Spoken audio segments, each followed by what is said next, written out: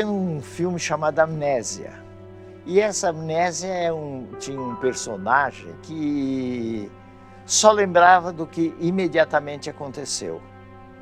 E ele era manipulado de todo jeito. Então eu acho que, radicalizando na ficção, o que pode haver é talvez uma desvalorização, um desinteresse pela história, o que é uma forma de amnésia.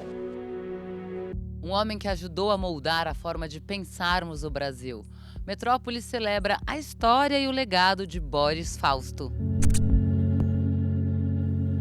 O Boris Fausto é um historiador um pouco tardio, né? Porque ele começa a vida dele como advogado e já com 30 e poucos anos é que ele ingressa no curso de História e dali ele começa a carreira dele. Tomei uma decisão, sob uma influência muito grande da minha mulher, de fazer o curso de História já, digamos, entre aspas, de idade avançada. Hoje eu acho que eu era um garoto.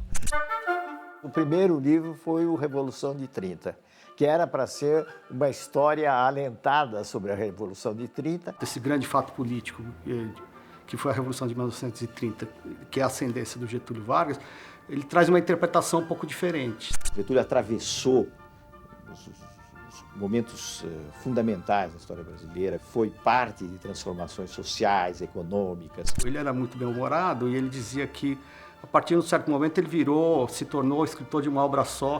O senhor me disse que, em geral, as pessoas o reconhecem por esse clássico escrito há 40 anos. Eu fui feliz, modéstia à parte, nem sabia quão feliz eu fui, dada a repercussão do livro. Na sequência, ele sai um pouco dessa história política de uma certa elite, vamos dizer, aristocrática, que fez a Revolução de 30, e vai se preocupar com a vida da classe operária. Porque isso até então não era uma coisa comum, né? A nossa historiografia não olhava para essa classe, ou não olhava para as pessoas que estavam nas camadas mais populares, né? E quando olhava como uma classe operária, como um bloco, né? E ele mesmo diz, olha, eu comecei a perceber a partir da documentação a vida dessas pessoas. Então ele começa a penetrar neste mundo, saindo então dessa história política para uma história social, olhando para uma história cultural. Uma coisa que ele estuda muito, né, é o universo dos crimes. Sou um leitor fascinado pelos livros policiais. Porque ali, quem é que frequenta este ambiente do mundo da criminalidade? Exatamente as pessoas que estão na frente da sociedade.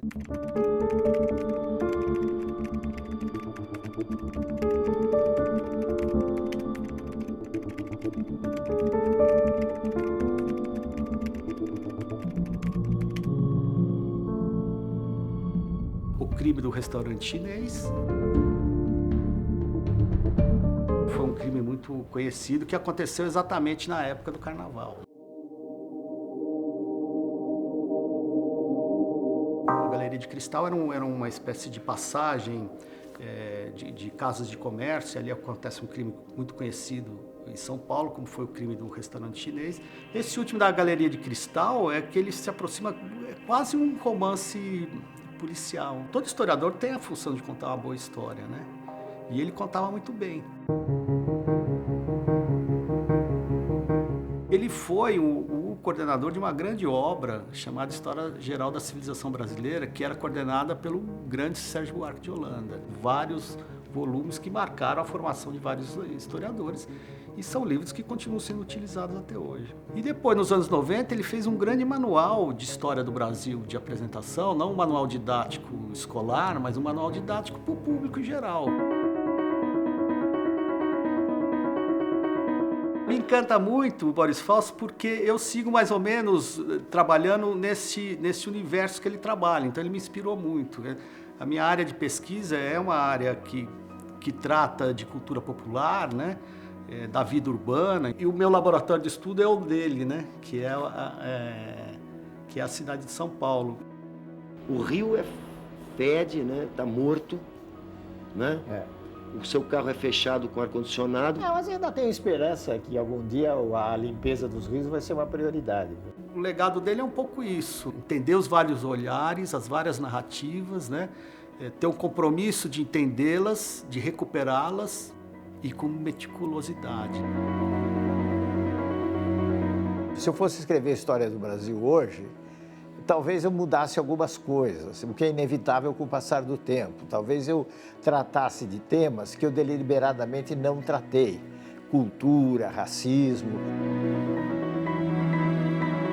O Metrópolis volta amanhã.